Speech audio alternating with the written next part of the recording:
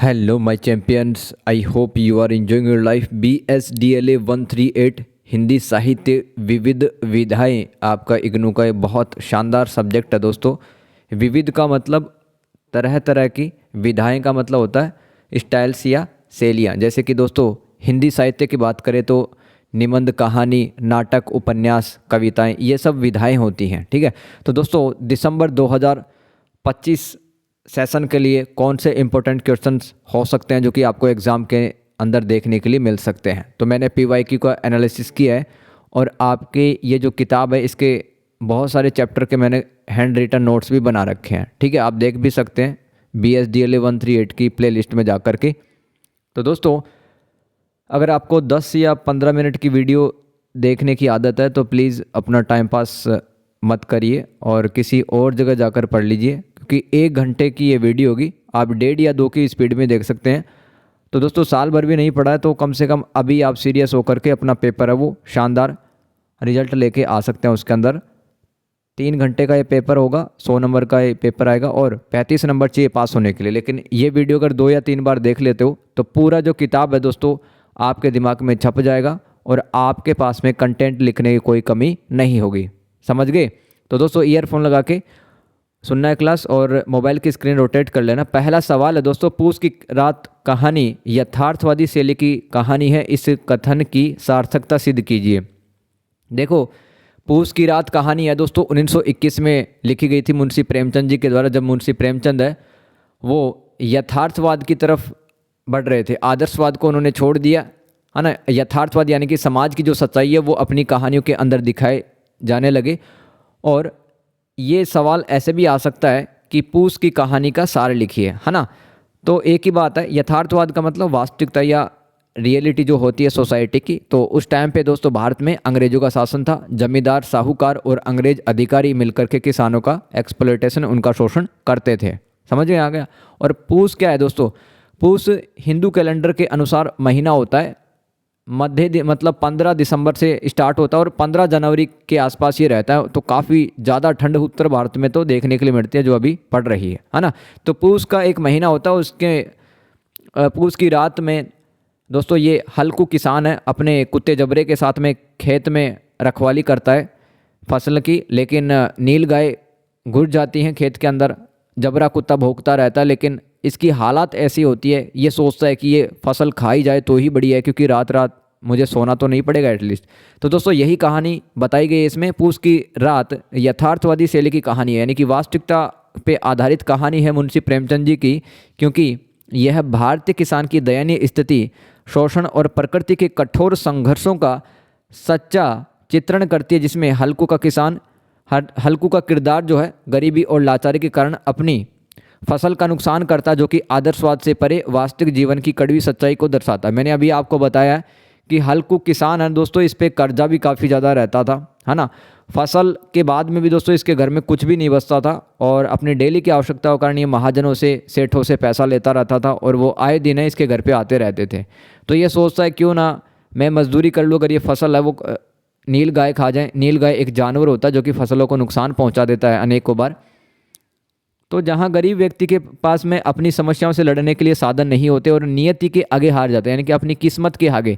अब ये जो हल्कू किसान है ना, अगर इसका मैं कैरेक्टर बताऊं तो दोस्तों ये परिवर्तन नहीं लाना चाहता था अपनी ज़िंदगी के अंदर, भाग्य के भरोसे बैठा रहता था और नियति के आगे ये हार मान जाता। यानी कि जब जानवर इसके खेत में घुस गए तब भी अपनी फसलों की रक्षा इसने नहीं की।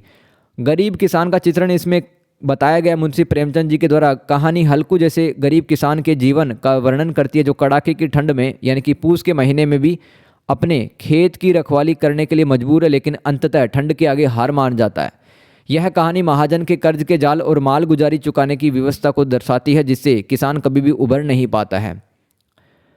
अब दोस्तों क्या होता है, किसान है ना हमेशा ऋण के जाल में फंस जाया करते थे, महाजनों के और सेठों से जो पैसा लेता रहता था, क्योंकि काफ़ी बार है फसल कम भी होती थी और एक परिवार में डेली कुछ ना कुछ तो चाहिए होता ना। तो दोस्तों कर्ज में फंसे रहते थे। यही आम भारतीय किसान की उस समय ब्रिटिश औपनिवेशिक काल में स्थिति थी। प्रकृति और मनुष्य का संघर्ष पूस की रात कि भीषण ठंड और जानवरों द्वारा फसल चढ़ लेना प्राकृतिक आपदाओं के सामने असहाय किसान की स्थिति को दर्शाता है, जो यथार्थवादी चित्रण का हिस्सा है। यानी कि ठंड काफ़ी ज़्यादा पड़ती है। अगर मैं बात करूँ राजस्थान, पंजाब, हरियाणा के अंदर, तो काफ़ी किसान है दोस्तों अपने लाचार स्थिति के कारण अपने फसलों की रक्षा भी नहीं कर पाते हैं। राइट। आगे आदर्शवाद से मुक्ति। आदर्शवाद में अच्छी अच्छी बातें कही जाती थी लेखकों के द्वारा, समाज की वास्तविकता नहीं बताई जाती थी। तो यह कहानी आदर्शवादी चित्रण से हटकर मनुष्य की सीमाओं और उसकी लाचारी को उजागर करती है। हल्कू का आग जलाना और फिर सो जाना उसकी मानवीय कमजोरी और संघर्ष की सीमा को दर्शाता है ना। तो अपने शरीर को मतलब गर्माहट देने के लिए वो जबरे कुत्ते को, जिसमें स्मेल भी आ रही होती है, उसको भी अपनी छाती से चिपका लेता है ना। तो इस तरह के उसके हालात हैं। और जानवर अगर रात में घुस भी जाते हैं तो भी वह कुछ नहीं कर पाता है। इसके अलावा इस कहानी में ग्रामीण परिवेश यानी कि जो माहौल है, सराउंडिंग है, इसकी भाषा देशज तद्भव शब्दों जैसे कम्बल, पूस, हार, तद्भव यानी कि जो शब्द है ना उसके अंदर थोड़ा बहुत परिवर्तन करके हिंदी भाषा में इस्तेमाल किया जाता है, ये तद्भव शब्द कहलाते हैं, जिससे कहानी जीवंत और वास्तविक लगती है। इसके अलावा आग का बुझना, उम्मीद का बुझना बताया जाता है, यानी कि प्रतीकात्मक भी ये कहानी है। और जबरा कुत्ते का साथ गरीबी और सच्चे मानवीय संबंधों के प्रतीक है, जो यथार्थ की गहराई को मतलब चित्रण करते हैं। यानी कि दोस्तों हल्कू किसान भले ही गरीब था लेकिन पशुओं के प्रति उसकी आत्मीयता थी, जानवरों के प्रति काफ़ी ज़्यादा अटैचमेंट उसका था। आगे चलते हैं। क्वेश्चन नंबर 2, वैष्णव की फिसलन व्यंग्य निबंध की भाषा शैली पर प्रकाश डालिए। दोस्तों ये जो प्रश्न है ना इसकी लैंग्वेज चेंज होके आ सकती है। कैसे आ सकता है? हरिशंकर परसाई की व्यंग्यात्मक शैली की विशेषताओं को स्पष्ट करें। वैष्णव की फिसलन एक तो निबंध है दोस्तों, एक प्रकार का यह सेटायर है। सेटायर यानी कि ताना कसा जाता है समाज पर, जो ऐसे लोग जो कि धर्म का सहारा लेकर बहुत गंदे काम करते हैं, ठीक है, उन पर ये एक निबंध लिखा गया है, वैष्णव की फिसलन, हरिशंकर परसाई जी के द्वारा लिखा गया है। तो दोस्तों इसमें क्या रहता है कि वैष्णव नाम का एक व्यक्ति रहता है, वो भगवान विष्णु की ही पूजा करता है। वैष्णव नाम का व्यक्ति भगवान विष्णु की पूजा करता है। और फिर उस ज़माने में दोस्तों होटल कारोबार है वो अपने चरम पे था, यानी कि काफ़ी ज़्यादा पैसा है, वो होटल में था, तो ये भी होटल खोल लेता है और होटल में ही भगवान विष्णु का मंदिर बना लेता है ना। भगवान विष्णु का मंदिर बनाकर रोज़ उनके सामने प्रार्थना करता है। तो दोस्तों जो बड़े बड़े लोग हैं आना स्टार्ट हो जाते हैं। तो पहले शुरुआत के अंदर शराब मांगी जाती है, यानी कि यार तुमने होटल खोल तो लिया है वैष्णव, क्यों ना यहाँ पे दारू वगैरह का इंतजाम भी हो जाए। तो वो कहता है, अपने भगवान से प्रार्थना करता है कि भगवान देखो संकट आ गया है, ये जो ग्राहक हैं ये तो भगवान है और ये शराब की मांग कर रहे हैं। तो भगवान मतलब ये उसकी अंतरात्मा से ही आवाज़ आती है, भगवान नहीं कहते, उसकी अंतरात्मा से ही आवाज़ आती है, अंदर की आत्मा से, कि देखो वैदिक काल में जो देवता थे वो भी तो सोमरस पिया करते थे, तो तुम्हें क्या दिक्कत है ना। उसके बाद में दोस्तों मांस की डिमांड आने लगती है कि यार मांस वगैरह की भी व्यवस्था होनी चाहिए, होटल तुम्हारा सड़क पे है बढ़िया चलेगा। तो फिर से भगवान के पास जाता है कि यार मांस की डिमांड करने लगे भगवान। फिर वो अंदर की आत्मा वापस से आवाज़ देती है कि मांस की व्यवस्था भी तू कर दे, नहीं तो तेरा जो धंधा है वो ठप पड़ जाएगा। उसके बाद में कैबरे की व्यवस्था। कैबरा क्या होता है? कैमरा नहीं बोला, केबरा। कैबरा क्या होता है? जहाँ पर जो महिलाएं हैं, जो लड़कियां हैं वो डांस करती हैं। तो ये व्यवस्था, बार की व्यवस्था, ये भी ग्राहकों द्वारा डिमांड की जाती है। तो इस तरह से वो धर्म का सहारा लेकर, भगवान का सहारा लेकर ये सब गलत काम है वो अपने होटल में करवाने लगता है। तो वैष्णव की फिसलन की भाषा शैली सरल, सहज, व्यंग्यात्मक और मार्मिक है। मार्मिक यानी कि दिल को छूने वाली, जिसमें लोक जीवन के तद्भव शब्दों, यानी कि हम डेली लाइफ में आम जनजीवन में जो शब्द सुनते हैं वही शब्द इसमें है। आम बोलचाल के मुहावरों और अंग्रेजी उर्दू के शब्दों का प्रयोग है। परसाई जी ने, यानी कि हरिशंकर परसाई जी ने लिखा है वैष्णव की फिसलन नामक एक निबंध। तो इनकी एक पैनी दृष्टि से धार्मिक पाखंड और व्यावसायिक ईमानदारी के विरोधाभासों को, यानी कि जो हिपोक्रेट्स होते हैं, ठीक है, मतलब कि एक तरफ तो अच्छा भी काम करना चाहते हैं, एक तरफ वो धर्म के रास्ते पर भी चलना चाहते हैं, ये विरोधाभास कॉन्ट्राडिक्टरी ऐसे पर्सन होते हैं, उनको उजागर करने के लिए हास्य और व्यंग्य का सुंदर चित्रण किया है, जिससे पाठकों को अपनी ही जिंदगी की विसंगतियां दिखती हैं और वे सोचने मजबूर हो जाते हैं। देखो हम भी तो ऐसा करते हैं, एक तरफ तो हम लालची होते हैं, एक तरफ हम बुरे काम करते हैं, दूसरी तरफ भगवान का सहारा लेते हैं कि भगवान इस बार बचा लेना, है ना, भगवान हमारा ये काम करवा देना, मैं तुम्हारी डेली पूजा पाठ करूँगा, डेली तुम्हें याद करूँगा। लेकिन दूसरी तरफ क्या करते हैं? घृणा करते हैं दूसरों से, जलते हैं दूसरों से, नफरत करते हैं, लालच है, कूट कूट के लालच भरा पड़ा है, ठीक है। तो ये हमारा क्या है? डबल पर्सनैलिटी है। हमारी विसंगतियाँ हैं वो हमें दिखती हैं। विसंगति यानी कि विकृतियाँ या फिर डबल पर्सनलिटी। भाषा शैली की मुख्य विशेषताएं देखो देखो हरिशंकर परसाई जी की भाषा सीधी और बोलचाल की है। पर्सन याद कर लेना, पर्सन ऐसा ही आएगा दोस्तों, है ना, कुछ मिलते जुलते आएंगे। हरिशंकर परसाई की व्यंग्यात्मक शैली की विशेषताएं, या फिर वैष्णव की फिसलन व्यंग्य निबंध की भाषा शैली, है ना। तो लैंग्वेज कैसी है, सीधी सरल आम जन वाली है, आम जन वाली जो जनता बोलती थी। इसके अलावा व्यंग्य और हास्य का मिश्रण कर दिया गया है, यानी कि कहानी ये निबंध को पढ़ेंगे तो आपको हंसी भी आएगी और यहाँ पे आपको लगेगा कि जो लेखक है वो ताना दे रहे हैं समाज को इनडायरेक्टली। वे धार्मिक पाखंड और आडंबरों का मजाक उड़ाने के लिए हास्य और व्यंग्य का सहारा लेते हैं, लेकिन यह हास्य हमेशा चुपता और सोचने पर मजबूर करता है। जैसे वैष्णव का केबरे और मन बहलाने के लिए नाम पर वेश्यावर्ती को धर्म से जोड़ना, है ना। अंत में मतलब इतनी स्थिति हो जाती है, भगवान विष्णु का वो पुजारी रहता है, लेकिन अंत में दोस्तों वेश्यावर्ती अपने होटल में करवाने के लिए भी, वेश्यावर्ती मतलब प्रोस्टिट्यूशंस, अपने देह को शरीर को बेच करके धन कमाना है वेश्यावर्ती, ठीक है। तो वेश्यावर्ती करवाने पर भी वो राजी हो जाता है। आगे है तद्भव शब्दों का प्रयोग। उन्होंने संस्कृत के कठिन शब्दों के बजाय लोक जीवन से जुड़े जो तद्भव शब्द होते हैं, हिंदी के शब्द, उनका भरपूर इस्तेमाल किया, जिससे भाषा में सहजता और अपनापन आ जाता है। आगे चलते हैं, अंग्रेजी और उर्दू के शब्दों का भी इन्होंने समावेश किया है। व्यावसायिक और आधुनिक संदर्भों को दर्शाने के लिए उन्होंने अंग्रेजी और उर्दू के शब्दों को, जैसे कि कैबरे, होटल, धंधा, इन शब्दों का प्रयोग किया गया। आपको भाषा की विशेषता बतानी है ना, तो इस तरह से बताएंगे आप, जिससे भाषा जीवंत हो उठती है, यानी कि लगता है कि भाषा में जीवन आ गया है। निबंध में पात्रों, जैसे कि जो वैष्णव नामक एक होटल कारोबारी है और जो कस्टमर होते हैं, उनके क्लाइंट होते हैं, के बीच बातचीत के माध्यम से कथा आगे बढ़ती है, जो इसे अधिक रोचक और प्रभावकारी बनाती है। आगे है, वैष्णव का चरित्र मात्र एक व्यक्ति ना होकर पूरे समाज के उस वर्ग का प्रतीक बन जाता है जो धर्म के नाम पर बेईमानी करता है और फिसलन, यानी कि वो फिसल जाते हैं। धर्म के रास्ते पर तो चलते हैं लेकिन वो भटक जाते हैं, फिसल जाते हैं, क्योंकि वो लालची हो जाते हैं ना। पैनी दृष्टि और विसंगतियों का चित्रण, यानी कि समाज की जो बुराइयां हैं, कुरीतियां हैं, उन पर चोट की है किसने, हरिशंकर परसाई। राइट साइड में देख सकते हो आप दोस्तों, हरिशंकर परसाई। हिंदी साहित्य में इनका नाम क्यों लिया जाता है, क्योंकि ये व्यंग्यात्मक शैली से लिखा करते थे।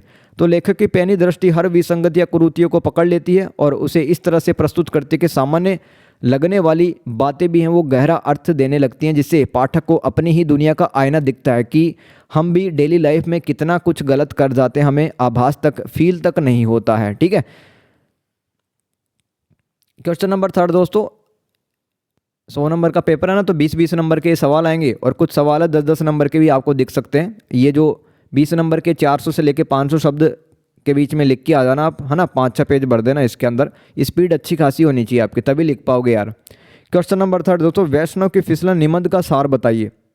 देखो ये तो ऊपर वाला जो आंसर पढ़ा था हमने, ये किसका आंसर था, मतलब अगर पूछे वैष्णव की फिसलन नामक जो निबंध है, जो ऐसे है, उसकी भाषा कैसी है, या फिर पूछे कि हरिशंकर परसाई जी कैसे लिखा करते थे, या फिर व्यंग्यात्मक शैली की विशेषताओं का वर्णन करें, तो ये था। अब पढ़ते हैं, इन्होंने जो निबंध लिखा ना, उसका सार बताना है, उसका सार बताना है। पहला तो धार्मिक आडंबर और पाखंड, तो मैंने आपको बता ही दिया। जो वैष्णव नाम का एक इसका जो मुख्य पात्र है, वो एक धनी व्यक्ति है जो कि धर्म का ढोंग करता है, लेकिन अपने होटल में शराब, मांस, केबरे और अंत में वेश्यावर्ती को भी चलाने के लिए परमिशन दे देता है।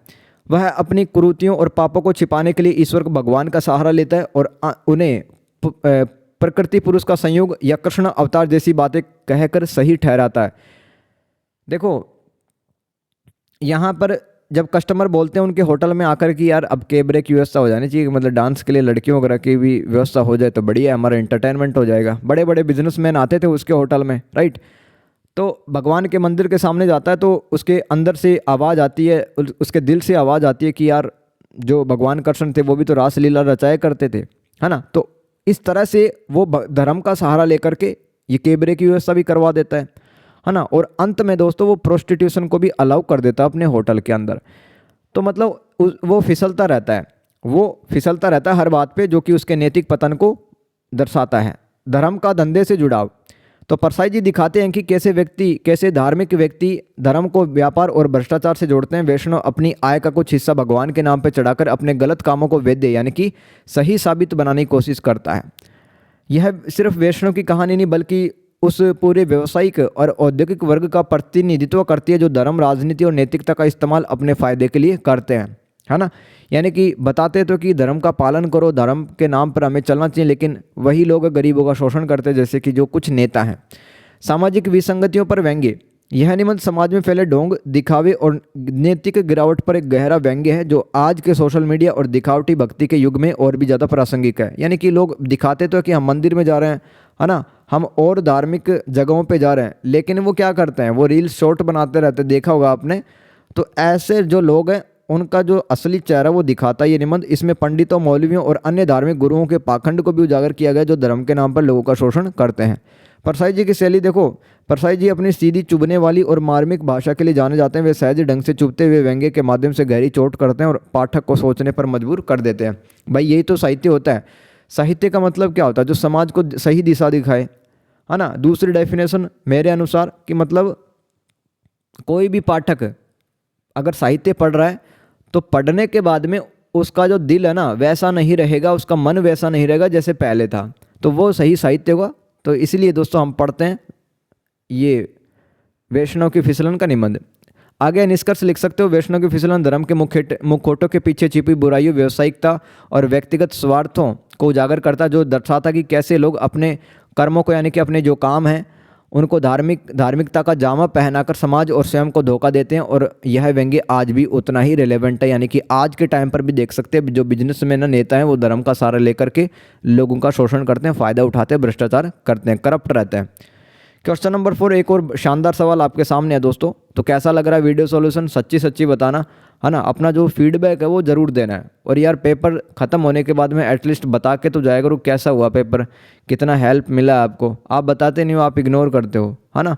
तो थोड़ा ये मुझे चुभता है, ये मुझे हर्ट करता है यार, है ना। तो मैं मेहनत कर रहा हूँ, तो कम से कम पेपर देने के बाद में आप एटलीस्ट कमेंट तो करा करो कि वास्तव में हेल्प हुआ है, कितना हेल्प हुआ, कितने आपके सही हुए, है ना। तो चलो भाई, क्वेश्चन नंबर 4, जीने की कला निबंध के विचार पक्ष को रेखांकित कीजिए। या ये जो क्वेश्चन है ना ये ऐसे भी आ सकता है, ध्यान देना। जीने की कला जो निबंध लिखा है महादेवी वर्मा जी ने, तो इसका सार क्या भाई, इसका सार क्या है। तो कैसे भी आए आपको यही सब लिखना है, नंबर मिल जाएंगे, टेंशन मत करो। महादेवी वर्मा के जो निबंध है जीने की कला का विचार पक्ष भारतीय नारी की दुर्दशा और सामाजिक बंधनों और आत्मसम्मान के संघर्ष पे केंद्रित है। मैं आपको बताता हूँ इसके अंदर कहा क्या गया है। देखो, हमने महाभारत भी पढ़ी है, रामायण भी पढ़ी है और ब्राह्मणी के ग्रंथ भी पढ़े हैं, ठीक है। और आप जिस भी धर्म के हो, आपने अपने धर्म की किताबें भी पढ़ रखी है, किसी ने कुरान पढ़ रखी है, हदीसें पढ़ रखी है, किसी ने सिख धर्म की या फिर जैन धर्म की किताबें पढ़ रखी हैं। लेकिन क्या है कि हम मतलब जो हमारा जो जीवन है ना, हमारी जो लाइफ है उसमें प्रैक्टिकली तो ये लागू करते ही नहीं हम, है ना। उन किताबों में क्या लिखा है भाई, सच बोलो, है ना, और ईमानदारी से रहो, किसी का दिल मत दुखाओ। क्या डेली लाइफ में अपन ऐसा करते हैं? ऐसा तो बिल्कुल नहीं करते हैं अपन, राइट। तो सिद्धांत तो हमें बहुत अच्छे पता है, तो सिद्धांतों के बोझ के नीचे दब गए हैं अपन, लेकिन उनको कभी भी प्रैक्टिकली अपनी लाइफ में इम्प्लीमेंट लागू नहीं कर पाते, जिसकी वजह से हमारा जो जीवन है ना वो उसकी दुर्दशा हो गई है। ऐसे ही जो इंडियन वोमेन है, भारतीय नारी है, उसके अंदर त्याग है, सहनशीलता है, प्रेम है, सहिष्णुता है, सहनशीलता है, वो सहनशीलता रखती है। लेकिन दोस्तों क्या वो इन गुणों का उपयोग कर पाती है अपनी लाइफ में? नहीं कर पाते ना, वो खुद ही परेशान होती है। चाहे उसका पति उसके साथ मारपीट करे फिर भी वो ये सोचती है कि ये तो 7 जन्मों का मेरा साथी है। समझ में आ गया? तो इसलिए जो भारतीय नारी है वो परेशान रहती है, वो बंधन में फंस गई है। तो यही सब लिखा है इस निबंध में। तो जीवन के प्रति सकारात्मक दृष्टिकोण बताएं। महादेव जी मानती हैं कि जीवन सुख दुख का योग मात्र नहीं है, बल्कि अनुभवों का एक अनमोल खजाना। हम अनुभव कलेक्ट करते हैं अपने जीवन में, जिसे पूरी चेतना और संवेदनशीलता से जीना चाहिए। मतलब चेतना के साथ में जीना चाहिए। अगर कोई गलत कर रहा है, क्यों गलत कर रहा है, और हमें उसका विरोध करना चाहिए। हमें अपने सिद्धांत है वो लागू करने चाहिए वहाँ पे, जो भी हमने धार्मिक किताबों से सीखे हैं। जीवन जीने का एक आर्ट होता है भाई, जीवन जीने का एक आर्ट होता है। मतलब हमें जीवन जीने के लिए नहीं जीना चाहिए, बल्कि हमारा जो लाइफ है उसके अंदर हैप्पीनेस होना चाहिए, सक्सेस होना चाहिए उसके अंदर, और सेटिस्फेक्शन होना चाहिए, राइट। भारतीय नारी की दुर्दशा और चिंतन देखो। निबंध भारतीय समाज में महिलाओं की मानसिक और सामाजिक दुर्दशा को उजागर करता, जहाँ वे पारिवारिक बंधनों, परिवार के अंदर बंध के रह जाती हैं। सामाजिक अपेक्षा में इनके समाज की जो उम्मीदें हैं वही पूरी करती रहती हैं, और स्वाभिमान के संघर्षों से जूझती रहती हैं। नारी को अक्सर देवी या कुल्टा के रूप में देखा गया है, उसे मानवीय स्तर पर नहीं आंका गया है। यानी कि वो तो देवी है, वो तो त्याग की देवी, वो तो काम करेगी, वो तो अपने पति की सेवा करेगी, खुद के लिए तो वो कुछ नहीं करेगी। जिसे वह अपनी इच्छाओं को दबाती है, दूसरों की सेवा में लगी रहती है, तो घर में जो सासू माँ है वो भी तो तभी खुश होती है जब उसकी जो बहू है दिन रात काम करती है, लेकिन क्या वो अपना केयर कभी कर पाती है? बहू नहीं कर पाती है ना। तो इस वजह से वो समाज की उम्मीदें ही पूरी करती रह जाती है अपने लाइफ टाइम में, अपने आत्म सम्मान से हमेशा वंचित हो जाती है। इसके अलावा लिख सकते हो आत्मनिर्भरता और आत्मबोध। आत्मबोध मतलब सेल्फ रियलाइजेशन, यानी कि खुद के बारे में जानकारी होना। आत्मनिर्भरता मतलब सेल्फ रिलायंस। तो जीने की कला ये सिखाता है कि हमें नारी को अपने अस्तित्व के अधिकार के लिए संघर्ष करना चाहिए और आत्मनिर्भर व आत्मबोध से युक्त होना चाहिए। समाज में उसकी भूमिका केवल परंपरा और परिवार तक सीमित ना रहे, बल्कि उसे विकास करने के अवसर मिले और वह स्वतंत्र विचारों वाली बने। इसके अलावा महादेव वर्मा ने जीने की कला नामक निबंध में परंपराओं पर भी प्रश्न उठाए। महादेव जी ने उन रूढ़ियों यानी कि जो पुराने ख्यालात होते हैं, ऑर्थोडॉक्स टाइप की थिंकिंग पर सवाल उठाए जो नारी को बंधन में रखती हैं और उसे मानसिक रूप से कमज़ोर करती हैं। उन्होंने इस बात पर जोर दिया कि नारी को मानसिक गुलामी से मुक्त होना चाहिए और अपने जीवन के निर्णय स्वयं लेना चाहिए, ताकि वह कोल्लू के बेल की तरह ना जिए।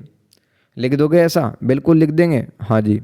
उच्च आदर्शों और व्यवहार में संतुलन। देखो ये निबंध कहता है कि आपने अच्छे आदर्श सीख रखे हैं, आपके अच्छे सिद्धांत, लेकिन लाइफ तो आपकी बिल्कुल नरक जैसी है। तो ऐसा कैसे होगा? क्योंकि हम उन सिद्धांतों को लागू नहीं करते हैं।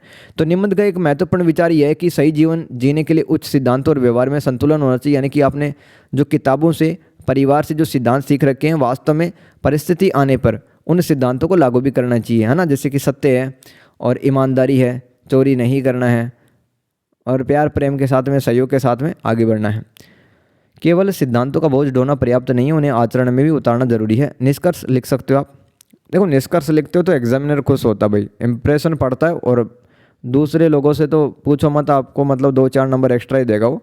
महादेव वर्मा जीने की कला के माध्यम से जीवन को अर्थपूर्ण बनाने, यानी कि जीवन का मीनिंग होना चाहिए, नारी को मजबूत बनाने और उसे अपनी मानसिक व सामाजिक जंजीरों से मुक्त करने का संदेश देती है, जो उनके साहित्य में व्याप्त करुणा और संघर्ष की भावना को दिखाता है। आगे चलता है क्वेश्चन नंबर 5। बहुत बड़ा सवाल। एकांकी के परिवेश और चरित्र विधान को स्पष्ट करते हुए इसका प्रतिपाद्य भी बताइए। तो देखो मैं क्या बता रहा हूँ, यहाँ पर 2-3 वर्ड आपको कंफ्यूज कर सकते हैं। चलो कंफ्यूजन को दूर करते हैं ना। एकांकी का मतलब क्या होता है? एकांकी दोस्तों नाटक का ही एक छोटा रूप होता है, जो कि मतलब 30-40 मिनट का हो सकता है एकांकी, और जिसके अंदर जो कैरेक्टर होते हैं, पात्र होते हैं, वो भी लिमिटेड होते हैं ना, मतलब 7-8 हो सकते हैं या उससे कम हो सकते हैं। तो मतलब एक खास परिस्थिति होती है, खास समय होता है और लिमिटेड पात्र होते हैं इसके अंदर, और नाटक का ये छोटा रूप है एकांकी। परिवेश का मतलब जो माहौल है वहाँ का। चरित्र विधान का मतलब है आपको इसके जो पात्र हैं उनकी विशेषताएं बतानी है, कौन कैसा था। और बहुत बड़ा सवाल, ये एक प्रकार का एक एकांकी है, जो किसने लिखा था? बोलो किसने लिखा था ये? तो मोहन राकेश के द्वारा ये लिखा गया था, है ना, ये एकांकी। बहुत बड़ा सवाल, मैं बता देता हूँ है क्या। देखो एक संगठन होता है, इसके अंदर उसकी मीटिंग चल रही होती है ना, और मीटिंग में कोई रिजल्ट निकलता नहीं है, फालतू की बातें होती रहती है। जो इसके सदस्य रहते हैं वो भी मतलब इधर उधर की बातें करते रहते हैं। तो lower grade workers welfare society एक संस्था रहती है, उसी के सदस्य मीटिंग करते हैं किस तरह से जो लोअर वर्कर है उसका कल्याण किया जा सकता है। लेकिन यहाँ पर सिर्फ चाय मूंगफली लोग खाते पीते रहते हैं, अपने घर की बातें करते रहते हैं। तो इंडिया में दोस्तों ऐसा काफ़ी जगह आप देखते होंगे, जैसे कि सरकारी दफ्तर है या फिर कोई प्राइवेट ऑफिस है, उसके अंदर भी ऐसी मीटिंग्स होती है जो कि व्यर्थ होती हैं। मतलब लोग टाइम पास करते हैं वहाँ पे, मीटिंग का कोई सार्थक रिजल्ट नहीं आता, बस वही बताया गया यहाँ पे। तो बहुत बड़ा सवाल। एकांकी का परिवेश आधुनिक सरकारी दफ्तरों के मीटिंग का रूम है, जो निम्न वेतनभोगी कर्मचारियों की बेकारी, आलस्य और व्यवस्था के प्रति उदासीनता को दर्शाता है। देखो परिवेश को अपन यहाँ पे सेटिंग करें इंग्लिश में। परिवेश के अंदर क्या क्या आता है? एक तो स्थान आता है, काल आता है और वातावरण आता है परिवेश के अंदर, है ना। तो परिवेश क्या है? एक स्कूल का कमरा जिसे बोर्ड हटाकर मीटिंग के लिए तैयार किया जाता है, जो यहाँ पे पियोन वगैरह रहते हैं वो सफाई करते रहते हैं, मिट्टी धूल झाड़ते रहते हैं, जो प्रशासनिक या आधिकारिक जगह का प्रतीक है। टाइम कौन सा था? 1970 के दशक का है। यह एकांकी स्वतंत्रता यानी कि स्वतंत्रता के बाद में लिखी गई भारत के सरकारी दफ्तरों की मानसिकता का और माहौल को चित्रित करती है, जहाँ व्यवस्था दरदर हो चुकी है और अधिकारी अपनी जिम्मेदारियों से विमुख है। यानी कि जो अधिकारी हैं वो जिम्मेदारी से भागते हैं, समस्याओं का समाधान नहीं करते हैं। तो 1970 का दशक कैसा था?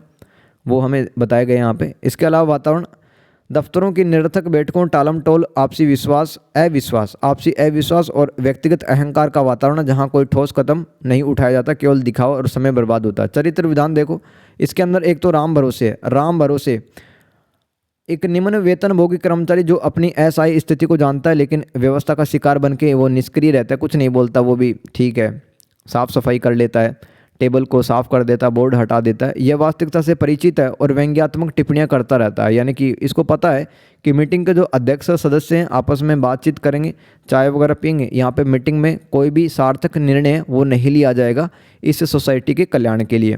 इसके अलावा श्याम भरोसे इसका दोस्त रहता है। राम भरोसे की तरह ये भी निष्क्रिय समझौतावादी पात्र जो व्यवस्था के बोझ के तले दबा है, जो सिर्फ बैठकों में ही अपना समय व्यतीत करता रहता है। आगे चलते हैं। और कौन है? शर्मा जी हैं भाई। शर्मा जी अहंकार और दिखावे से भरा व्यक्ति जो अपनी बात मनवाने की कोशिश करता है और दूसरों को नीचा दिखाता है और व्यवस्था के प्रति उसकी सोच भी संकीर्ण है। कपूर साहब कौन है?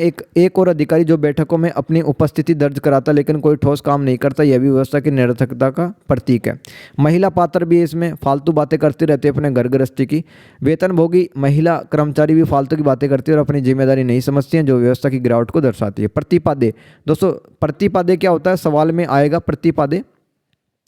किसी भी कहानी उपन्यास का एक ये केंद्रीय विचार होता है ना, सेंट्रल थीम, केंद्रीय विचार प्रतिपादे कहलाता। मतलब क्या कहना चाह रहा लेखक वो लिख देना आप। तो पहला कर्मचारियों की उदासीनता और स्वार्थ। यह जो एकांकी है ना, मोहन राकेश की एकांकी, वो निम्न वेतनभोगी कर्मचारी जैसे कि स्कूल अध्यापक की मानसिकता दिखाती है, जहां वे अपने कर्तव्य के प्रति लापरवाह होते बिल्कुल भी, और मीटिंग में चाय नाश्ते के बहाने आकर सिर्फ व्यर्थ की बातें करते हैं, अपनी जिम्मेदारी से बचते हैं और अहंकारवश एक दूसरे का सहयोग नहीं करते हैं।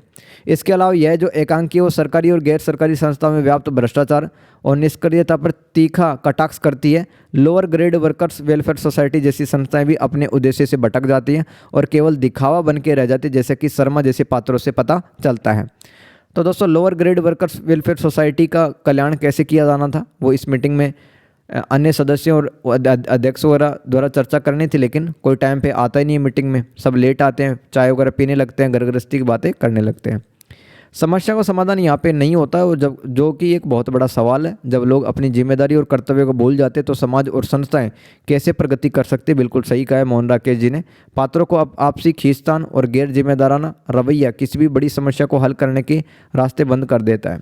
इसके अलावा दोस्तों, एकांकी के माध्यम से यह संदेश दिया गया कि व्यक्तिगत स्वार्थ और आपसी मतभेद इतने बढ़ गए हैं लोगों के बीच कि लोग अपने मानव धर्म को भूल गए हैं, अपने कर्तव्य को भूल गए हैं और वो छोटे मोटे झगड़ों में उलझे रहते हैं। दोस्तों, एक बहुत शानदार सवाल आपके सामने, क्वेश्चन नंबर 6, झूठन कहानी का सार लिखिए। ओम प्रकाश वाल्मीकि जी के द्वारा झूठन एक कहानी लिखी गई जिसमें वो खुद के जीवन के बारे में बता रहे हैं, किस तरह से वो उन्होंने बचपन में काफ़ी कुछ देखा है ना। एक दलित होने के नाते उन्होंने बहुत कुछ स्कूल के अंदर मास्टर की मार पिटाई भी खाते थे, इसको मतलब खेतों में ज़बरदस्ती भी काम इनसे करवाते थे।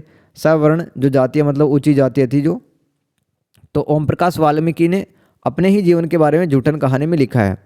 झूठन ओम प्रकाश वाल्मीकि की आत्मकथा है, खुद की बायोग्राफी, ऑटोबायोग्राफी, जो दलित जीवन के यथार्थ यानी कि दलितों का जीवन कैसा था वास्तविकता में वही दिखाता है। सामाजिक अन्याय, जातिगत भेदभाव को दर्शाता, जिसमें बचपन से लेके शिक्षा और संघर्ष तक की कहानियाँ। यह केवल व्यक्तिगत आत्मकथा नहीं है बल्कि पूरे दलित समुदाय की आवाज़ है जो समानता और न्याय की वकालत करती है, सामाजिक परिवर्तन के लिए संघर्ष को भी प्रेरित करती है।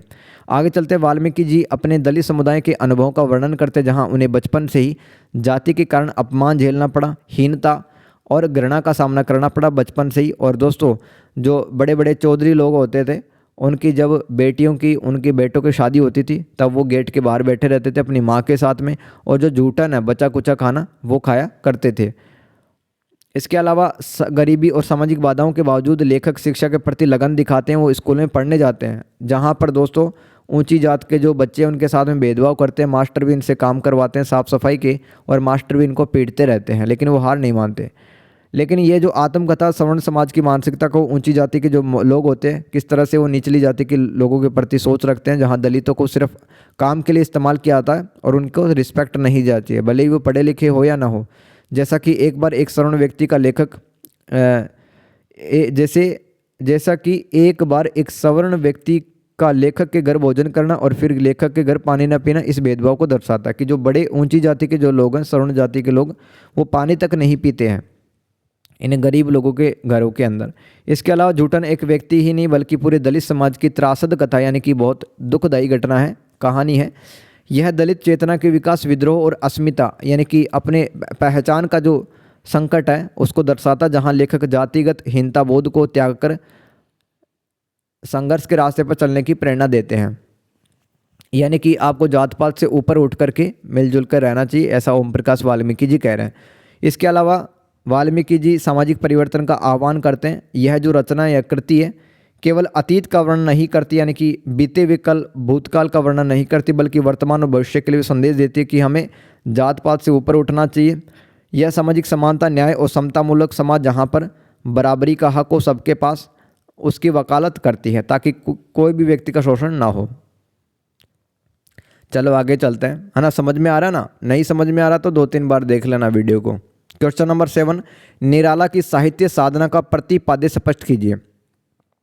निराला का मतलब, एक ये हिंदी साहित्य के अंदर बहुत फेमस कवि हैं सूर्यकांत त्रिपाठी निराला, सूर्यकांत त्रिपाठी निराला। और ये साहित्य साधना क्या है दोस्तों? डॉक्टर रामविलास जी ने इनके जीवन पर एक ये रचना लिखी है, इसी का नाम साहित्य साधना है। समझ में आ गया? तो निराला ने नहीं लिखी है, डॉक्टर रामविलास जी ने लिखा है साहित्य साधना, और इसके अंदर निराला जी का जीवन के बारे में लिखा है।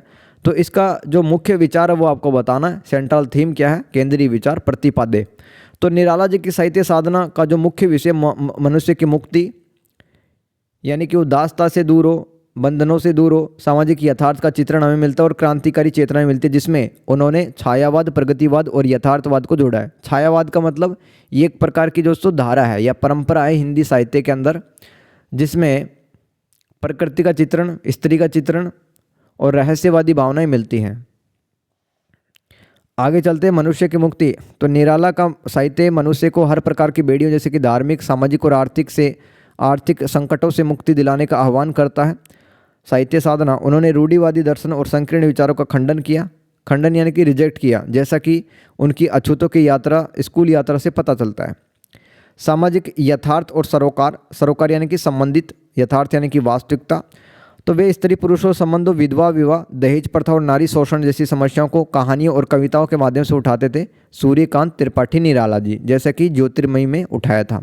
इसके अलावा मजदूर वर्ग और गरीबों के प्रति गहरी सहानुभूति भी रखा करते थे, जैसे कि उनकी जो रचनाएं हैं तोड़ती पत्र, उसमें दिखता है। तोड़ती पत्र एक कविता है दोस्तों, है ना, जो कि निराला जी ने लिखी, जिसके अंदर एक जो महिला है, औरत है, वो कड़ी धूप में मतलब पत्थर को तोड़ती रहती है हथौड़े से, क्योंकि अपना पेट पालने के लिए लोग करते हैं ऐसा। तो दिखा है किस तरह से संघर्ष वो कर रही है। इसके अलावा उन्होंने अंतर्जातीय विवाह, सांप्रदायिकता और जातीयता की समस्याओं को अपनी कहानियों का विषय बनाया। अंतर्जातीयता का मतलब लोग हैं अपनी ही जाति के अंदर विवाह करना उचित मानते हैं। इंटरकास्ट मैरिज दोस्तों आज भी लोग हैं वो मुंह फुलाते हैं इंटरकास्ट मैरिज, भले ही कानून बने हो। सांप्रदायिकता का मतलब है कि जब एक व्यक्ति अपने धर्म को श्रेष्ठ मानता है, दूसरे धर्म ग्रंथों की बुराई करता है और दूसरे धर्म के लोगों की भी बुराई करता है, वो सांप्रदायिकता, कट्टरवाद पैदा हो जाता है आदमी के अंदर।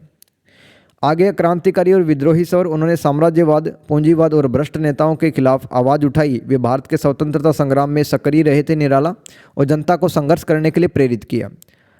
आपके पास टाइम कम है तो दोस्तों 1.5 या 2 की स्पीड में देख सकते हो, लेकिन देख के ज़रूर जाना इस वीडियो को। मैं कह रहा हूँ कि वास्तव में आपको वहाँ पर ज़रूर मदद मिलेगी। कुछ सवाल है वो सीधे के सीधे भी आ सकते हैं। उन्होंने स्पेन के नागरिकों के विद्रोह का समर्थन किया और सामान्य तंत्र जनतंत्र की विजय के नारे बुलंद किए थे। यानी कि जनता है जब अत्याचारियों के खिलाफ एकजुट हो जाए तो सत्ता को पलटा जा सकता है। काव्य शिल्प में प्रयोग, निराला ने छंद के बंधनों को तोड़कर मुक्त छंद का प्रयोग किया, यानी कि नियमों को तोड़ दिया, जिससे कविता में एक नई लय और सौंदर्य आया। इसके अलावा रहस्यवाद, प्रकृति प्रेम और उदात्तता उनके काव्य में मिलती है, लेकिन वे इससे आगे बढ़ के यथार्थवादी और प्रगतिशील भी बन जाते हैं। यथार्थवादी अब मतलब समाज में जो भी हो रहा है ना वो अपने कविताओं में दिखाएंगे। नहीं तो रहस्यवादी कवि क्या करते थे, प्रकृति का, स्त्री का और कल्पनाओं में खोए रहते थे। छायावादी कवि वो यथार्थ की बातें नहीं करते थे। इसके अलावा निराला की रचनाओं में प्रेम, प्रकृति, दर्शन, क्रांति और विराटता का सुंदर मिश्रण मिलता है। उन्होंने जीवन के संघर्ष से उपजी गहरी संवेदनशीलता और उदात्तता को भी अपनी रचनाओं में उतारा है। आगे चलते राहुल सांकृत्यायन की यात्रा वृत्तांत की चर्चा करें दोस्तों। राइट साइड में राहुल सांकृत्यायन देख रहे हैं आप। तो इन्होंने बहुत सारे स्थान घूमे और यात्रा वृत्तांत क्या होता है, जैसे कि आप जयपुर आए, दिल्ली से जयपुर रहे और जयपुर में 10 दिन रहे। तो यहाँ पर जो भी आपने देखा, लोक संस्कृति देखी, रहन सहन देखा, है ना, लोगों से मिले, और आप दिल्ली में जाकर के अगर कुछ किताब लिख दो जयपुर की यादों के बारे में, तो वो आपका यात्रा वृत्तांत हो जाएगा। तो ऐसे राहुल सांकरतायन का जो यात्रा वृत्तांत था, उनकी यायावरी मतलब उनका जो घुमंतु प्रवृत्ति था, घूमते रहते थे एक स्थान से दूसरे स्थान, और ज्ञान पिपासा मतलब ज्ञान के भूखे थे ये, और विभिन्न संस्कृतियों की गहरी समझ को दर्शाते, जिसमें लहासा की ओर इनका एक यात्रा वृत्तांत है। मतलब इन्होंने जब तिब्बत की यात्रा की थी ना, तो लहासा वहीं पे एक स्थान है।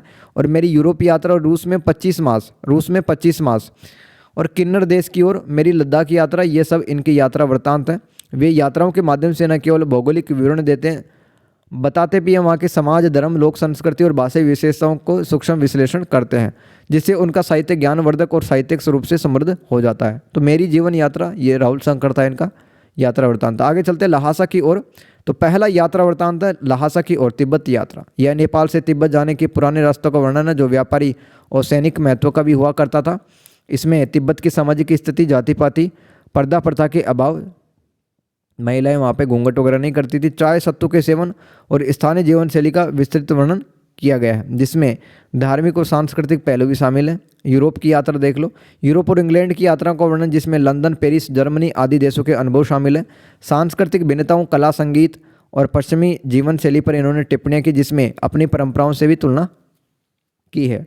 रूस में भी गए दोस्तों, रूस में भी गए तो सोवियत रूस की यात्रा का वृत्तांत, मतलब 1970-75 के आसपास गए होंगे, तब तो सोवियत संघ था, है ना, शीत युद्ध चल ही रहा था, आपको पता है, सोवियत संघ और अमेरिका के बीच। 1991 के अंदर फिर विघटन हो गया था सोवियत संघ का, सबसे बड़ा देश रूस बना फिर। तो सोवियत रूस की यात्रा में वहाँ पर समाजवाद देखा इन्होंने, प्रगतिशील रंगमंच देखा, सांस्कृतिक पहलुओं का भी उल्लेख किया है। इसके अलावा मेरी लद्दाख यात्रा में, मतलब हिमाचल प्रदेश के और लद्दाख के दुर्गम रास्ते इन्होंने बताए। स्थानीय जो जनजातियाँ थी, कनेत और विधवा विवाह की प्रथाओं, लोक नृत्य और छंग के प्रचलन का मार्मिक वर्णन मिलता है। छंग क्या होता था? जौ से बनी शराब, ये बताया है मेरी लद्दाख यात्रा में। चीन में क्या देखा? चीन की यात्रा में उन्होंने वहाँ के जीवन, संस्कृति और सामाजिक व्यवस्था का अवलोकन किया था। आगे है दोस्तों, अगर ये आ जाए राहुल सांकरतायन के यात्रा वृत्तांतों की विशेषताएं, या फिर 10 नंबर में राहुल सांकरतायन आ जाए तो भी ये सब लिख सकते हो आप। आपको पता है ना 10 नंबर के भी सवाल आते हैं, तो वहाँ पर कभी मुंशी प्रेमचंद आ जाता है, और वहाँ पर महादेव वर्मा आ जाते हैं, और वहाँ पर राहुल सांकरतायन भी आए हुए हैं। तो अगर ये आए राहुल सांकरतायन तो लिख सकते हो आप। ये केवल जगहों का वर्णन नहीं करते, बल्कि दर्शन शास्त्र, इतिहास और समाजशास्त्र का ये संगम करवाते हैं। वे स्वयं एक महान घुमक्कड़ थे, यायावर थे, और अपनी यात्राओं को जिज्ञासा से जोड़ते थे। उन्होंने अथातो घुमक्कड़ जिज्ञासा के माध्यम से प्रचारित किया था। उन्होंने भारत और तिब्बत के बीच सांस्कृतिक और भाषाई संबंधों को उजागर किया। बौद्ध धर्म से जुड़ी पांडुलिपियों को भी भारत वापस लाने में अहम भूमिका निभाई थी। पांडुलिपि मतलब पेड़ पौधों की जो पत्तियाँ होती हैं उन पर कुछ लिख देना हाथ से, वो पांडुलिपियाँ कहलाएंगी। इसके अलावा वे हर विषय पर सूक्ष्म दृष्टि से लिखा करते थे, चाहे वो भोजन हो, भाषा हो या सामाजिक रीति रिवाज हो। उनकी सभी रचनाओं में उनके यायावरी झलकती, जिससे साहित्य में एक जीवंतता, प्रामाणिकता आ जाती है। आगे चलते क्वेश्चन नंबर 9, एकलव्य के नोट्स रिपोर्ट में, या रिपोर्टाज कह सकते हो, इस लेखन में रेणु की विशेषताओं की उदाहरण विवेचना करिए। दोस्तों फणीश्वर नाथ ने एक रिपोर्टाज लिखा है जिसका नाम है एकलव्य के नोट्स। रिपोर्टाज क्या होता है? जब आप घटनाओं को क्रमबद्ध तरीके से बताते हो तो उस लेखन को कहते हैं हिंदी में रिपोर्टाज। और ऐसा ही लेखक फणीश्वर नाथ रेणु ने एकलव्य का नोट्स लेखन लिखा है। तो फणीश्वर नाथ रेणु के एकलव्य नोट्स जैसे रिपोर्टाजों में बिहार का कोई गाँव है उसके बारे में बताया, वहाँ पे क्या चल रहा था उस टाइम पे, देखना आप आगे। तो उनकी प्रमुख विशेषताएं आंचलिकता यानी कि क्षेत्रीयता के बारे में बताते हैं, और लोक संस्कृति का सजीव चित्रण मिलता है, जिसमें जनजीवन के यथार्थ और आंचलिक भाषा और बिंबों से जीवंत करते हैं। बिंब क्या होते हैं? बिंब मतलब अगर मैं कहूँ कि यार मैंने हिमाचल प्रदेश में बर्फ़ गिरते हुए देखा, मैं ठंडी हवाओं को महसूस कर रहा था, और इतने देर में बारिश चालू हो गई, लैंडस्लाइडिंग हो गई, फिर मैंने गुलाब जामुन खाया। तो दोस्तों आपके मन में भी तो ऐसी चीज़ें चल रही हैं कि ठंडी हवा चल रही है ना, गुलाब जामुन की गंध आ रही होगी, टेस्ट आ रहा होगा। जब इस तरह से सोचते हैं तो वो बिंब कहलाता है। आंचलिकता और लोक जीवन का चित्रण, जैसे कि इसमें विशेषता देखो, रेणु अपने अंचल मतलब कोसी अंचल की भाषा बताते हैं, वो संस्कृति जनजीवन की बड़ी बारीकी से प्रस्तुत करते हैं फणीश्वर नाथ रेणु। बिहार के गांव के बारे में बताते हैं, जैसा कि गांव की बोली, लोकगीत और रहन सहन। उदाहरण देखो, एकलव्य के नोट्स में परानपुर गांव का सर्वेक्षण कितनी कुशलता से इन्होंने किया, जहां की लोक संस्कृति और जनजीवन का यथार्थ चित्रण किया है, जो पाठक को सीधे उस परिवेश से जोड़ता है। आगे है दोस्तों संवेदना और यथार्थवादिता। वे केवल घटनाओं को वर्णन नहीं करते बल्कि उनसे जुड़ी मानवीय संवेदनाओं, पीड़ाओं और संघर्षों को भी चित्रित करते हैं। विशेषकर शोषित वर्ग के प्रति उनकी सहानुभूति स्पष्ट देखने के लिए मिलती है। आगे चलते हैं। विदा पद नाच में एक प्रकार का नाटक होता है दोस्तों, विदा पद नाच। इसमें निम्न वर्णीय जो समाज है, जैसे कि कोल और मुसहर जो जाति हैं, उनके दर्द और जमींदार पहलवानों द्वारा उन पर किए गए अत्याचारों को बिगटा के गीत के माध्यम से दिखाया गया। यानी कि दोस्तों कर्ज चुकाने की जो मार्मिक पुकार है, कुछ कुछ ऐसे गीत इन्होंने लिखे हैं इसी रिपोर्टाज में, जिसमें कहा जा रहा है जो गरीब लोग हैं अपने कर्ज माफ को लेकर के रो रहे हैं, कविता गा रहे हैं। आगे है रेणु भद्रता और अभिजात्य वर्ग की खोखली संस्कृति को व्यंग्य करते हैं। यानी कि जो ऊंची जाति के जो लोग होते हैं, चौधरी लोग, पहलवान लोग, ठीक है, वो इनका शोषण किया करते थे। जनजीवन की सीधी सच्ची दुनिया को श्रेष्ठ बताते हैं वो। उदाहरण विदा पद नाच में भद्र समाज द्वारा निम्न वर्ग के नाच से दूरी बनाने पर व्यंग्य करते हुए रेणु स्वयं को इस भद्रता के चोले से बाहर निकलकर लोक जीवन से जुड़ने की बातें कहते हैं, जो समाज की विषमताओं पर प्रहार है। यानी कि ये जो नाटक चला करता था परानपुर गांव में, उसमें जो निम्न जाति के जो लोग थे ना, उनको अच्छे रोल, अच्छे किरदार नहीं मिलते थे। बड़े जो रोल थे वो सिर्फ चौधरी लोगों को ही मिला करते थे। आगे चलते हैं। काव्यात्मक भाषा और बिंब विधान। उनकी भाषा में लोकगीतों, मुहावरों और बिंबों का सुंदर प्रयोग हमें देखने के लिए मिलता है, जिससे उनका रिपोर्टाज निरस न होकर एक साहित्यिक कृति बन जाता है। एकलव्य के नोट्स में सेमल के फूल, गेबी का नारा लगाना और चक्की पीसती लड़कियों जैसे बिंबों का प्रयोग करके उन्होंने वातावरण को काव्यात्मक और जीवंत बना दिया है। ऐसा लग रहा है कि हम भी उस गांव में ही चले गए हैं। इस तरह से लिखा रेणु जी ने। आगे लिख सकते हो कलात्मक और संवेदनशीलता। वे घटनाओं को इस तरह से प्रस्तुत करते कि पाठक केवल सूचना नहीं पाता बल्कि घटना के मर्म को समझता है, महसूस करता, घटना से जुड़ जाता है। उदाहरण देख लो भाई, 100 उदाहरण लिखना था ना उदाहरण के साथ। एकलव्य के नोट्स में एक ऐसे नौजवान का चित्रण है जो कि सेमल के पेड़ को कटने से बचाने के लिए संघर्ष कर रहा है। रेणु उसे अर्ध पागल कहते हैं। अर्ध पागल कहते भी श्रद्धापूर्वक नमस्कार करते हैं, जो उसकी संवेदनशीलता और कलात्मकता को दर्शाती है। Question number 10। मुक्ति बोध के पत्रों का विश्लेषण करते हुए उनका महत्व निर्धारित कीजिए। दोस्तों मुक्ति बोध मतलब हिंदी साहित्य के अंदर मुक्ति बोध का नाम काफ़ी ज़्यादा चलता है। पत्र काफ़ी ज़्यादा लिखा करते थे, अपने दोस्तों को, रिश्तेदारों को, सगे संबंधियों को लेटर राइटिंग किया करते थे। तो उनके पत्रों में क्या था, ऐसा क्या महत्व है उनका? तो मुक्ति बोध लेखक के पत्रों का विश्लेषण दर्शाता ही केवल निजी जीवन की पीड़ाओं के ये दस्तावेज नहीं है। अक्सर अपन पत्र में अपना जिक्र करते हैं, सामने वाले के हालचाल पूछते हैं, लेकिन इससे ऊपर आकर के इन्होंने कुछ बातें लिखी हैं। बल्कि इन्होंने अपने पत्रों में आम जनताओं के संघर्षों, साहित्यिक चिंताओं और समकालीन राजनीतिक, सामाजिक यथार्थ, खासकर जो राजा लोग, जो सरकार नीतियाँ बनाती थी, उसकी भी चर्चा इनके पत्रों में मिलती है। मुक्ति बोध के पत्रों की, अरे 2-4 बार देख लेना वीडियो को, मैं बार बार बोल रहा हूँ, काफ़ी सारे सवाल आने वाले हैं, ठीक है, देख लेना। PYQ में ऐसे ही सवाल आए हैं। विश्लेषण देखो मुक्ति बोध के पत्रों का। पत्रों में उनकी आर्थिक तंगी, पारिवारिक समस्याओं और व्यक्तिगत कमजोरी के साथ साथ देश की समस्याओं और आम आदमी के अभावों का मार्मिक चित्रण मिलता है। अज्ञेय, जैसे अज्ञेय कौन था? एक लेखक थे हिंदी साहित्य में, जैसे समकालीन रचनाकारों से भिन्न अलग थे। वे नेहरू युग के समाजवाद और विकास मॉडल की आलोचना करते हैं। देखो हमारा झुकाव है वो आज़ादी के बाद में सोवियत संघ की तरफ था, हम समाजवाद की तरफ झुके हुए थे। तो ये इस मॉडल की आलोचना करते हैं और पूंजीवाद के षड्यंत्रों को भी उजागर करते हैं। मार्क्सवादी दृष्टिकोण से समाज का विश्लेषण करते हैं, यानी कि किस तरह से जो बड़े पूंजीपति लोग हैं वो किसानों को, मजदूरों का, महिलाओं का शोषण करते हैं। ये मार्क्सवादी दृष्टिकोण कहलाता है। वे अपनी कविताओं और कहानियों में फैंटेसी, यानी कि अपना इमेजिनेशन, कल्पनात्मकता, बिंब प्रतीकों का प्रयोग करते हैं और पत्रों में इन शिल्पगत प्रयोगों के पीछे संघर्ष और विचारों को दर्शाते हैं, जैसे अंधेरे में जैसी कविताओं के माध्यम से। वे आत्मग्रस्तता, यानी कि अपने ही अस्तित्ववाद से जूझते रहते हैं, सामाजिक यथार्थवाद के झूलते हैं, लेकिन समाज के व्यापक हितों से जुड़ने का प्रयास भी करते हैं। पत्रों में उनका रोजमर्रापन और एक आम व्यक्ति के रूप में उनकी दिनचर्या, चिंताएं भी दिखती है, जो कि उन्हें मानवीय बनाती है। महत्व क्या है इनके पत्रों का? उनके पत्र उनकी कविताओं, कहानी और आलोचना के पीछे की वैचारिक संघर्षों, प्रेरणाओं और शिल्पगत प्रयोगों को समझने की कुंजी है। वे केवल इतिहास को नहीं बताते बल्कि आज भी प्रासंगिक है, क्योंकि वे सत्ता, पूंजीवाद और जनता के मुद्दों पर गहरी टिप्पणी करते हैं। मुक्तिबोध एक ऐसे रचनाकार के रूप में जाने जाते हैं जो कि स्थापित व्यवस्था, विचारधाराओं और साहित्यिक बहसों से अलग अपनी मौलिक दृष्टि प्रस्तुत करते हैं, यानी कि हिंदी साहित्य में किस तरह से मौलिकता आए वो सब बताते हैं, नयापन आए। पत्रों में उनका कमज़ोर इंसान वाला पक्ष भी दिखता है जो उन्हें अधिक विश्वसनीय और प्रासंगिक बनाता है, जिससे पाठक उनकी पीड़ा और संघर्ष से जुड़ पाता है। मतलब डेली लाइफ में क्या वो फेस कर रहे हैं वो भी बताते हैं। पत्रों के माध्यम से उनके जीवन, संघर्ष, वैचारिक यात्रा, साहित्यिक चिंताओं को एक समग्र रूप में देखा जा सकता है, जो कि उनके कर्तृत्व के विश्लेषण के लिए अत्यंत महत्वपूर्ण है। यानी कि मुक्तिबोध जी का हमें पर्सनैलिटी अगर चेक करने तो उनके पत्रों को हम पढ़ सकते हैं। आगे चलते क्वेश्चन नंबर 11, महादेवी वर्मा के पठित संस्मरण की विशेषता बताइए। देखो, महादेवी वर्मा एक महत्वपूर्ण लेखिका, कवयित्री रही हैं हिंदी साहित्य की। और संस्मरण का मतलब क्या होता है? जब लेखक अपने ही बीते हुए कल को याद करके, कुछ पुरानी यादों को संजो करके कुछ लिखता तो उसको संस्मरण कहते हैं। महादेवी वर्मा के प्रमुख संस्मरण और रेखाचित्र संग्रह में, रेखाचित्र क्या होता है? जब आप किसी भी व्यक्ति का रेखाचित्र बना के लिखते हो आप, है ना, कुछ ड्रॉ करते हो उसके बारे में, जैसे कि आपका दोस्त था 10 साल पहले, तो जो भी आपको कुछ याद है वो रेखाचित्र आउटलाइन कहलाएगी।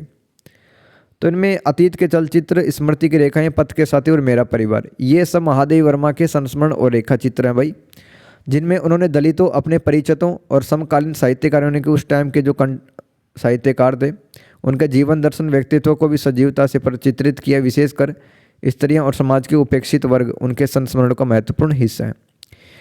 महादेवी वर्मा ने जीवन के कठोर यथार्थ को कलात्मक रूप से प्रस्तुत किया, जहां पात्र साधारण होते हुए जीवन के गहरे अनुभव से परिचित होते हैं।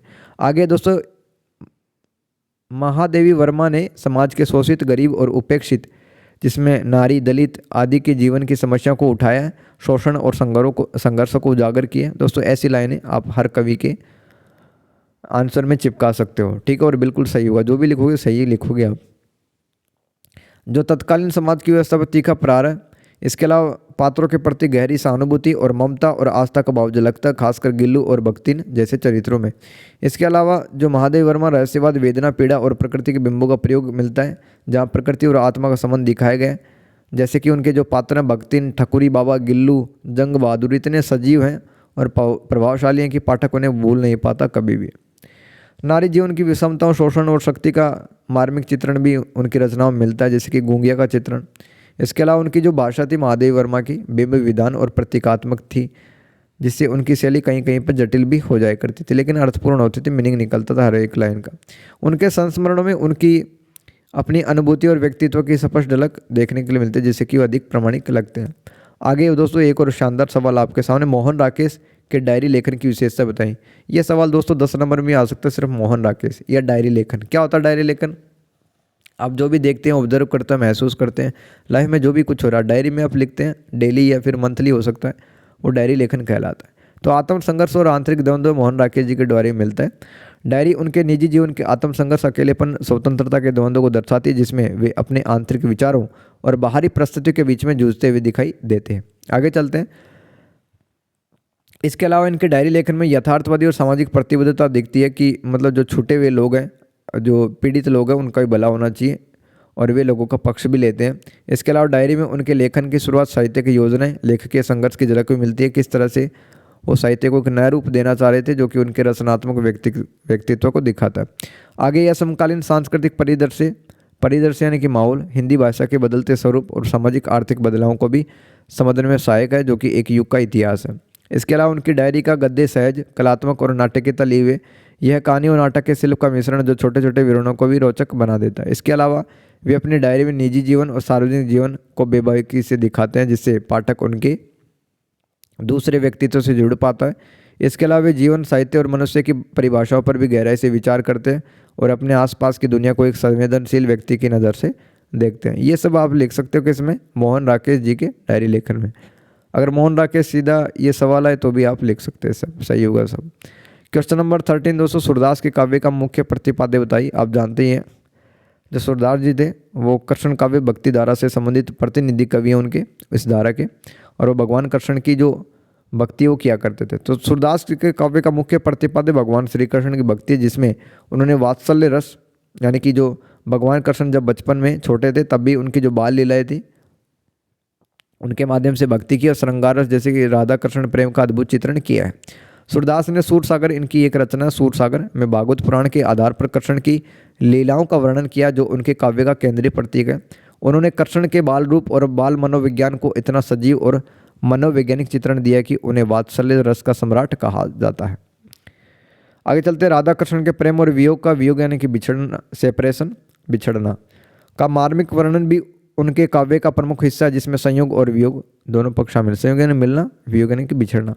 लोक कल्याण और सामाजिकता भी दिखती है। उनके काव्य केवल भक्ति तक सीमित नहीं है, बल्कि इसमें तात्कालिक समाज, सांस्कृतिक और मानवीय दुर्बलताओं का भी चित्रण है, जो कि लोक कल्याण की भावना को दर्शाता है। इसके अलावा सूरदास जी की जो भाषा थी ना, काव्य भाषा, वो ब्रज भाषा थी। तो ब्रज भाषा को मतलब और अच्छा किया, साहित्यिक रूप दिया। उन्होंने अपने पदों को विभिन्न राग रागिनी में बांधकर उन्हें संगीतात्मक और जन जन तक पहुँचाया। इसके अलावा उन्होंने विनय प्रार्थना के पद भी रचे, जिसमें ईश्वर के प्रति समर्पण भाव देखने के लिए मिलता है। अब दो एक और बढ़िया सा सवाल मैं आपके सामने लेके आता हूँ। साकेत में उर्मिला के चरित्र को इतना महत्व क्यों दिया जाता है? भाई साकेत क्या है? एक महाकाव्य है। महाकाव्य है, मैथिली शरण गुप्त जी के द्वारा लिखा गया साकेत महाकाव्य। देखो उर्मिला कौन होती है?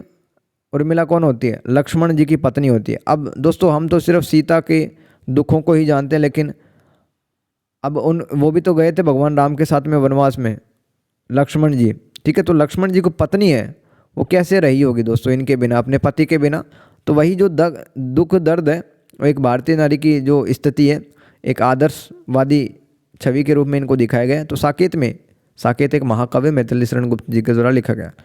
तो उर्मिला के चरित्र को इसलिए महत्व दिया जाता है क्योंकि वह त्याग, धैर्य, कर्तव्य निष्ठा और नारी शक्ति का प्रतीक है। कौन? उर्मिला कैरेक्टर है। अब क्यों महत्व दिया जाता है इतना? पहला पॉइंट देखो, जहाँ रामायण में उर्मिला का चरित्र गौण था, यानी कि छोटा था, वहीं साकेत में गुप्त जी ने उनके 14 वर्षों की विरह, एकाकीपन और आंतरिक संघर्ष को केंद्रीय कहानी बनाकर नारी की उस पीड़ा को दर्शाया जो सदियों से अनसुनी रही है। इसके अलावा उर्मिला पतिव्रता, वचनबद्धता, आत्म बलिदान का प्रतीक है, जो लक्ष्मण के लिए कर्तव्य के लिए अपने यौवन और सुखों का त्याग कर देती है। यह त्याग सिर्फ व्यक्तिगत नहीं होता, बल्कि उनके कुल और समाज के प्रति उनकी निष्ठा को भी दर्शाता है। यह केवल विरहिणी नहीं है, यानी कि प्रेम में बिछड़ी हुई नहीं है, बल्कि विवेकशील और दार्शनिक जिम्मेदार नारी है। वह अपनी सखियों के माध्यम से अयोध्या की अन्य विरहिणियों नारियों को सांत्वना देती है और अपने दुखों को समाज के दुख में शामिल करती है, जिससे वह समाज के हित को अपने हित से ऊपर रखती है। इसके अलावा उर्मिला का जो कैरेक्टर है ना दोस्तों, भारतीय संस्कृति के आदर्शों जैसे कि सत्यनिष्ठा, प्रतिव्रत और पर दुख कातरता, इसका मतलब दूसरे के दुख को समझना, पर दुख कातरता को समाहित करता, जो तत्कालीन समाज में नारी के प्रति सम्मान और उसकी अपार शक्ति को स्थापित करता है, जो नारी शक्ति के लिए प्रेरणा स्रोत भी है। गुप्त जी ने उर्मिला के विरह को दार्शनिक और भावनात्मक गहराई दी है। उनके विरह में केवल रोना नहीं, बल्कि जीवन के प्रति आशा और प्रकृति के साथ जुड़ाव और कर्तव्य बोध की भावना है, जो साकेत को एक भावशील और दार्शनिक रचना बनाती है।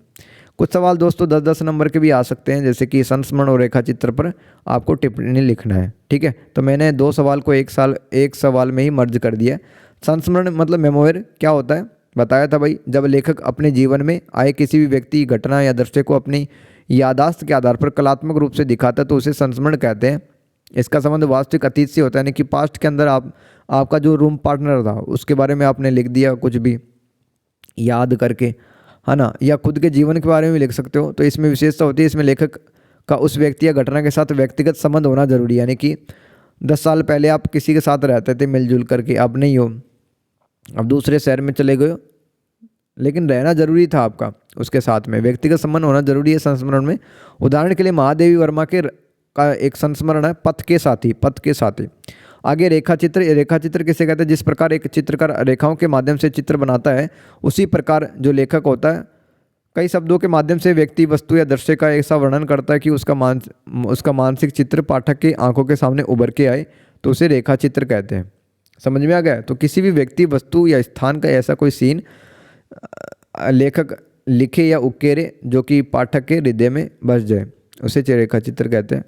क्या विशेषता होती है इसमें? कम से कम शब्दों में सजीव चित्रण करना होता है। यह काल्पनिक भी हो सकता है, जैसे कि राम वृक्ष बेनीपुरी की माटी की मूर्तें रेखा चित्र। अंतर क्या होता है? संस्मरण स्मृति यादाश्त पे आधारित होता है, जबकि और लेखक का जुड़ाव महत्वपूर्ण होता है, जबकि रेखा चित्र में सजीव चित्रण और शब्दों द्वारा बनाया गया एक खाका होता है। आगे समझ में? अब एक और बढ़िया दोस्तों, मुंशी प्रेमचंद जी ने जो पूस की रात कहानी लिखी थी 1921 में, उसमें एक मेन कैरेक्टर रहता है हल्कू, है ना। हल्कू का चारित्रिक विशेषता है। तो हल्कू एक गरीब, मेहनती, ईमानदार, सरल किसान है जो परिस्थितियों के कारण विवश मजबूर है। वह अपनी गरीबी के बावजूद भी दोस्तों खेतों में कड़ी मेहनत करता है। जमींदार और कर्जदार उसे चैन से बैठने नहीं देते। ईमानदार सच्चा भी होता है, वो छल कपट नहीं जानता। इसके अलावा उसका जो स्वभाव है वो सिंपल होता है ना। आम ग्रामीण किसान का जो भी स्वभाव वही उसका होता है। इसके अलावा अपने परिवार के प्रति समर्पित, रात में भी खेतों की रखवाली करता है। वो धैर्य और शांतवान है भाई। जीवन की कठिन परिस्थितियों से वो ऐसे भागता नहीं है, टिका रहता है एक जगह। इसके अलावा आत्मसम्मान का उसे डर लगता है। मतलब कर्जदार महाजन सेठ है, उसके घर पे आते रहते थे, लेकिन जैसे तैसे वो लोन चुका देता था, अपनी ईएमआई चुका देता था, क्योंकि वो अपनी इज्जत खो जाने के डर से डरता था। भावुक और संवेदनशील भी होता था। जब वह अपने कुत्ते जबरे और परिवार के प्रति गहरा लगाव रखता था और उसकी संवेदनाएं उसके कार्य में दिखती है। इसके अलावा प्रकृति के बहुत करीब, उसकी जीवन शैली उसके सोच को दर्शाती है। हालांकि अंत में प्रकृति उस पर भारी पड़ती है, फसल नष्ट हो जाती है, जानवर चल जाते हैं। ठंड से बचने के लिए वह अपने खेत में आग जला लेता है और सो जाता है, जिससे फसल बर्बाद हो जाती है। यह उसकी मजबूरी और जीवन के प्रति बेबसी को दिखाता है। इसके अलावा एक और सवाल पढ़ते हैं दोस्तों, शायद ये एक और सवाल हो रहा है इसके साथ। हाँ भाई, 2 सवाल हो रहे हैं। कैसा लग रहा है भाई? 1 घंटा होने वाला है, मैं तो लगातार मुझे बोलना पड़ रहा है ना, सिर्फ आपके लिए दोस्त, आपके लिए मैं कर रहा हूँ। वह तोड़ती पत्थर कविता का प्रतिपद है, यानी कि ये जो कविता ना, वह तोड़ती पत्थर, इस कविता का जो केंद्रीय विचार है, सेंट्रल थीम, वो आपको बतानी है। तो वह तोड़ती पत्थर कविता का प्रतिपादक क्या है? श्रमिक वर्ग के कठोर यथार्थ, शोषण और वर्ग भेद को उजागर करना, जिसमें कवि निराला जी की द्वारा लिखी गई है। निराला ने एक मेहनत कश मजदूरनी के माध्यम से विपरीत परिस्थितियों में भी स्त्री के संघर्ष, दृढ़ता, स्वाभिमान को दर्शाते हैं, जो समाज के अंतर विरोधों और व्यवस्था पर सवाल उठाते हैं। साथ ही निरंतर कर्मठता, यानी कि काम करना चाहिए, और आशा का संदेश देते हैं। कभी तो जीवन बदलेगा, कभी तो लाइफ में रंग खिलेंगे। कविता उस मजदूरनी की स्थिति दिखाती है जो गर्मी और लू में छायादार पेड़ के नीचे नहीं, बल्कि एक सामान्य पेड़ के नीचे बैठकर कठिन जो बहुत हार्ड पत्थर है उसको तोड़ती रहती है। लू चलती रहती है, फिर भी कवि ने मजदूरनी की दीनता और उसके सामने बने भव्य भवन के बीच अंतर दिखाकर आर्थिक विषमता और संपन्न शोषित वर्ग के बीच के विरोधाभास को दिखाया। यानी कि जहाँ पर वो पत्थर तोड़ती है ना, वहीं पर एक घर था जहाँ पर बड़े बड़े पेड़ पौधे लगे हुए थे, लेकिन उसका गेट बंद था। और ये मजदूरनी है, कड़ी धूप में पत्थर तोड़ती रहती है, कोई पेड़ पौधा भी नहीं है। यह कविता एक युवती के शारीरिक श्रम, उसके यौवन कर्मठता को दर्शाती है, जो बताती है महिलाएं भी विपरीत परिस्थिति में हार नहीं मानती हैं। मजदूरनी की आंखों में दर्द के बावजूद हार न मानने का भाव था, और वह अपने काम में लीन रहती है, जो उसके स्वाभिमान और दृढ़ संकल्प का प्रतीक है। कवि मजदूरनी की स्थिति पर ध्यान देते हैं और उसे फटे कपड़ों को देखकर लगता है कि वह अपने हालात स्वयं बयां कर रही है, जो शोषक व्यवस्था पर एक करारा व्यंग्य। लास्ट सवाल देखते हैं दोस्तों, महादेव वर्मा, इनका पर्सनैलिटी देख लेते हैं। जन्म 1907, मृत्यु 1987, 80 साल जिए, लेकिन नाम कर गए भाई, नाम कर गए, अमर हो गए। हिंदी साहित्य के प्रमुख कवयित्री, लेखिका और स्वतंत्रता सेनानी थी। इन्होंने आधुनिक हिंदी साहित्य के छायावाद युग के 4 स्तंभों में से एक इनको माना जाता है। अन्य स्तंभ कौन से बताना कमेंट करके। एक तो जयशंकर प्रसाद, एक मैंने बता दिया, और आप बताओ। हिंदी साहित्य में छायावाद के जितने 4 स्तंभ है ना, 4 लोग हैं, उनमें से एक जो है वो महादेव वर्मा है, और एक मैंने बता दिया, 2 आप बता देना। जयशंकर प्रसाद मैंने बता दिया ना। उन्हें आधुनिक मीरा के नाम से भी जाना जाता है। इनकी प्रमुख रचनाएं देखो, उनकी कविता संग्रह में निहार, रश्मि, नीरजा, सांदे गीत, दीपशिखा अत्यंत प्रसिद्ध है। उनकी चुनिंदा कविताओं का संग्रह यामा उनके कैरियर का मील का पत्थर माना जाता है। उन्होंने संस्मरण और रेखा चित्र भी लिखे हैं, जिनमें अतीत के चिल चित्र, स्मृति की रेखाएं और पथ के साथ ही प्रमुख संस्मरण है।